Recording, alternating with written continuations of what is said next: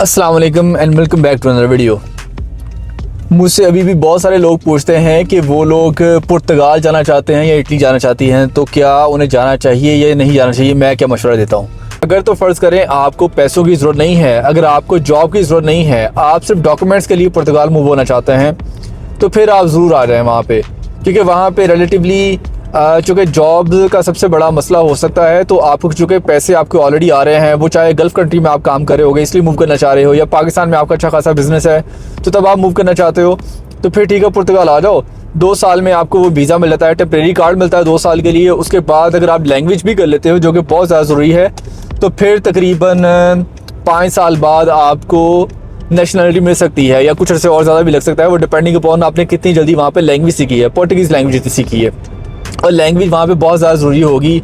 अगर फ़र्ज़ करें आपने काम नहीं भी करना, तो फिर भी जो सोशल लाइफ है वहाँ पे, या बच्चों ने स्कूल ज्वाइन करना है, तो वो तो लैंग्वेज वहाँ पे सीख लेंगे, लेकिन बड़ों के लिए भी सीखना वहाँ पे ज़रूरी है, क्योंकि जो सोशल लाइफ है, स्कूल विज़िट करने हैं, डॉक्टर विज़िट करना है, या और भी डिफरेंट काम हो सकते हैं, तो लैंग्वेज वहाँ पे ज़रूर होगी। लोकल लैंग्वेज किसी भी कंट्री की हो, वो सीखना लाजमी होती है। तो एक तो ये इंपॉर्टेंट बात है कि जो लोग ऑलरेडी पैसों की डिपेंडेंसी उन पर नहीं है, वो जॉब नहीं करना चाहते, तो सिर्फ डॉक्यूमेंट्स के लिए मूव होना चाहते हैं, तो ज़रूर आ जाएँ। अदरवाइज सेकंड कैटेगरी से ज़्यादा इंपॉर्टेंट है, वो है वर्किंग प्रोफेशनल्स की। वर्किंग प्रोफेशनल का हाल ये देख लें कि आप अगर फ़र्ज़ करें कि बहुत ज़्यादा हाई क्वालिफाइड नहीं है, आप इंजीनियर नहीं है, डॉक्टर नहीं है, तो जो जॉब्स वहाँ पे मिल रही हैं, बल्कि इंजीनियर्स और डॉक्टर्स को भी तकरीबन जो सैलरी मिलती है वो तकरीबन 1000 से लेकर 1500 यूरो तक मिलती है। और अगर 1500 यूरो एक इंडिविजुअल को सैलरी मिल रही है, इमेजिन करें, तो वहाँ पे जो लिविंग एक्सपेंसेस हैं वो भी तकरीबन 1000 से 1200 यूरो हैं, 1300 यूरो हैं। क्योंकि अगर सिंगल बंदे के लिए जो रूम है वो तकरीबन 500 से 600 यूरो में मिलेगा। उसके बाद ट्रैवलिंग है, फूड कॉस्ट है, मील है, कोई शॉपिंग थोड़ी बहुत बंदे ने करनी होती है, कोई ज़िंदगी और ज़रूरी मामला होते हैं, तो 1000 से 1200 यूरो एक महीने का खर्चा एक बंदे का जनरली वहाँ पे होता है। और ये मैं वर्किंग प्रोफेशनल की बात कर रहा हूँ, इंजीनियर्स की, या चलो डॉक्टर थोड़ा सा और ज़्यादा कमा लेंगे, वो 1800 यूरो तक कमा लेते हैं। तो डॉक्टर इस केस में मुमकिन है कि थोड़ा ज़्यादा बेहतर होगा, लेकिन अगेन डॉक्टर को वहाँ पे लैंग्वेज सीखनी पड़ेगी। डॉक्टर के लिए ये भी ज़रूरी होगा कि वो पहले अपना सर्टिफिकेट, मेडिकल सर्टिफिकेट पास करते ही नहीं करता, उसे एग्ज़ाम पास करना पड़ेगा, जिस तरह बाकी दूसरे कंट्रीज़ में होता है। अच्छा, अब दूसरी कैटेगरी है कि अगर आपने फ़र्ज़ करें कोई हाईली क्वालिफाइड नहीं हो, इंजीनियरिंग मेडिकल साइंस की आपने स्टडी नहीं की भी, तो आपने काम करना है और जॉब्स करनी है, ड्राइवरिंग की जॉब करनी है, आपने किसी रेस्टोरेंट पे काम करना है या स्टोर पे काम करना है, या फ़र्ज़ करें आप एज ए प्लम्बर काम कर सकते हो। प्लम्बर में बार बार लफ्ज़ ज़्यादा इस्तेमाल करता होता हूँ, क्योंकि प्लम्बर की जॉब्स यहाँ पे रिलेटिवली हाईली पेड होती हैं। वो काम ज़्यादा थोड़ा टेक्निकल होता है, हर कोई बंदा उस तरह नहीं कर सकता अच्छे तरीके से। प्लम्बर हो, या फ़र्ज़ करें किसी ने टाइल्स वगैरह लगानी है घरों में, एज ए कंस्ट्रक्शन वर्कर काम करना है, तो उसकी जॉब रिलेटिवली आपको ज़्यादा पे करती है बाकी की निस्बत। लेकिन अगर आपने रेस्टोरेंट में काम करना है, ड्राइवरी करनी है, तो वो फिर आपको एट दी एंड 1000 से 1200 यूरो महीने की तनख्वाह मिलेगी ज़्यादा से ज़्यादा। इन द बिगिनिंग मुमकिन एक्सपीरियंस के साथ आपके कॉन्टैक्ट्स अच्छे बने, आप जॉब को स्विच कर सको, तो वो अलग बात है। लेकिन 1000 से 1200 यूरो आप ज़हन में रखो, अगर आप आ रहे हो तो इतनी पैसे आपको मिलेंगे पुर्तगाल में, और इतना ही वहाँ पे तकरीबन खर्चा है। और ख़र्चे में भी सबसे बड़ा मसला ये है क्योंकि ईजिली वहाँ पे रेजिडेंस नहीं मिलती, रहाइश नहीं मिलती। जो उनका मेन शहर है लिस्बन, वहाँ पे तो बिल्कुल हालात बहुत ज़्यादा ख़राब हैं, बुरे हैं। लेकिन अगर उससे बंदा थोड़ा सा बाहर हो, 40-50 किलोमीटर दूर किसी और सिटी में रह रहा हो, तो वहाँ पे रिलेटिवली आसानी से आपको रहाइश तो मिल जाएगी। लेकिन वहाँ पे फिर मसला होगा जॉब का।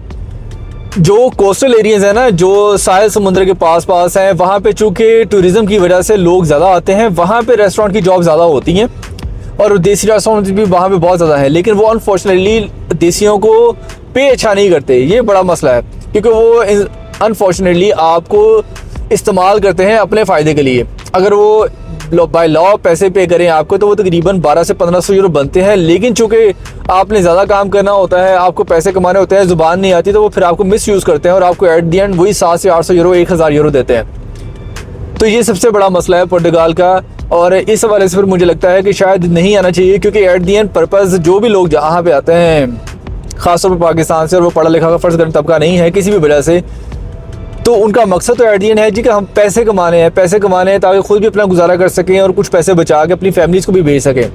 तो लेकिन अगर आपको एट दी एंड पैसे ही नहीं बचेंगे, यानी कि आप सर्वाइवल अपना बड़ी मुश्किल से कर रहे हो और पैसे बचा नहीं पा रहे हो और घर नहीं भेज पा रहे हो, तो फिर परेशान होगे। और उसके बाद जो रहाइश वाला मसला है वो तो इतना ज़्यादा है, रूम अलहदा अपना लेना वो तो बहुत दूर की बात है। अब तो एक रूम में 6-6 लोग, 4-4, 6-6 लोग वहाँ पे रहते हैं। ये वही दुबई वाला हिसाब हुआ पड़ा है पुर्तगाल में ना, कि multiple bed, multi storey bed लगे हुए हैं एक कमरे में, और 4-4, 6-6 लोग रह रहे हैं, और पर बेड के हिसाब से वहाँ पे महीने का किराया 200, 300 यूरो, 400 यूरो है, और वो भी किस्मत वालों को मिल रहा है, यानी कि आसानी से नहीं मिल रहा।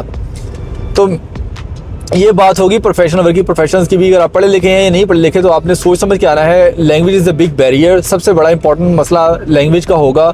और उसके बाद अगर आपको आती भी है तो रहाइश मसला है। जॉब मिल जाएगी इस हवाले से मिलेगी जी कि आपको हाईली पेड जॉब नहीं होगी, क्योंकि पुर्तगाल की इटली वगैरह के हालात बहुत ज़्यादा अच्छे नहीं है। सिर्फ वहाँ पे टूरिज़्म है, इस वजह से वहाँ पे जॉब मिल जाती है। अदरवाइज़ कोई वहाँ पे टेक्नोलॉजी नहीं है, वहाँ पे कोई बहुत ज़्यादा इंडस्ट्री नहीं है, बस गुजारा कर रहे हैं वो अपने लाइवलीहुड का, तो उस हवाले से वहाँ पे कोई हाई टेक जॉब्स नहीं है। तीसरी कैटेगरी आती है लास्टली स्टूडेंट्स की ना। तो स्टूडेंट, मेरा ख्याल है कि उनको कम से कम पुर्तगाल में जाके स्टडी नहीं करना चाहिए, क्योंकि एट द एंड वो ज़ुबान उनको सीखनी पड़ेगी। इंग्लिश लैंग्वेज पे फ़र्ज़ करो वहाँ पे किसी जगह पे एडमिशन हो भी जाए, अव्वल तो वहाँ पे इंग्लिश लैंग्वेज में स्टडीज़ कम हो रही है पुर्तगाल के मुकाबले में। इटली में इंग्लिश लैंग्वेज पे स्टडी ज़्यादा है, पुर्तगाल में कम है। लेकिन अगर फ़र्ज़ करें हो भी जाए आपको, तो वहाँ पे स्टडी करने के बाद आपने जाना कहाँ पे है? अब वर्किंग आपने करनी है, फुल टाइम जॉब करनी है, तो उसके लिए जारी बात है वहाँ पे इंडस्ट्री होगी तो फिर ही आप जॉब कर सकोगे ना। पुर्तगाल के मुकाबले में मैं रिकमेंड करूँगा बच्चों को, स्टूडेंट्स को, अगर वो स्टडी करना चाहते हैं बैचलर्स या मास्टर्स की, तो वो फिर इटली में चले जाएं। वहाँ पे कम से कम ये है कि गवर्नमेंट की तरफ से उनको थोड़े बहुत फाइनेंशियल बेनिफिट्स भी होते हैं, स्कॉलरशिप भी मिल जाती है, कुछ 4-5 हज़ार यूरो 6 हज़ार euro during study time. English में स्टडी भी है और उनको फिर कोई बहुत ज़्यादा और जॉब करने की ज़रूरत भी नहीं पड़ती। अगर करनी पड़ती भी हो तो और जॉब्स भी मुमकिन है मिल जाती है। खाली पेड वहाँ पे जॉब्स नहीं है और जॉब्स भी, लेकिन चलो ठीक है आपका गुजारा हो जाता है स्टूडेंट लाइफ में। लेकिन बाद में अगेन मसला वही आ जाएगा कि आपने स्टडी वहाँ पे इटली में कर भी ली है, तो जॉब्स लेने के लिए आपने इंडस्ट्री में जाना है, वो टेक्निकल जॉब्स हैं या वो दूसरी नॉन टेक्निकल जॉब्स हैं, तो आपको इटालियन लैंग्वेज नहीं आती होगी। अगर आती भी है तो फिर वहाँ पे वो दूसरा मसला कि हाईली पेड वहाँ पे जॉब्स नहीं है। जॉब्स का वहाँ पे हाल पुर्तगाल जैसा ही है, कोई बहुत ज़्यादा फ़र्क नहीं है। सिर्फ वहाँ पे फ़ायदा ये है जी इटली का और पुर्तगाल का कि मौसम अच्छा है। मौसम वहाँ पे पाकिस्तान जैसा है, 30 से 35 टेम्परेचर होता है, कोस्टल एरियाज़ हैं, आबो हवा आपको साफ मिलेगी रिलेटिवली पाकिस्तान के हिसाब से। अगर आपकी फैमिली है तो बच्चे आपके स्कूल में चले जाएंगे, ये अच्छी बातें हैं, पॉजिटिव एस्पेक्ट्स भी हैं दोनों कंट्रीज़ में आने के। लेकिन एट दी एंड आपको ट्रेड ऑफ देखना है, आपको कैलकुलेट करना है कि फ़ायदे कितने हैं, नुकसान कितने हैं। और ख़ास तौर पर अगर आप आ रहे हो तो सबसे पहले आपने किसी भी सूरत में अगर पाकिस्तान से आते हो तो अपने साथ फाइनेंसेस लेके आने हैं कि 2-4 महीने का खर्चा, 6 महीने का खर्चा अपने साथ लेके आना है। अगर खुदा न खासा आपको जॉब नहीं मिलती तो आपने सर्वाइव कैसे करना है, ये सबसे ज़रूरी बात है। क्योंकि ऐसे बहुत ज़्यादा केसेस हैं जो लोग आके परेशान हो रहे हैं, जॉब्स नहीं मिलती या अगर रिहाइश नहीं मिलती तो फिर वो जगह जगह कॉन्टैक्ट करने के बावजूद भी परेशान रहते हैं। तो यार ये मेरा एक्सपीरियंस है पुर्तगाल का।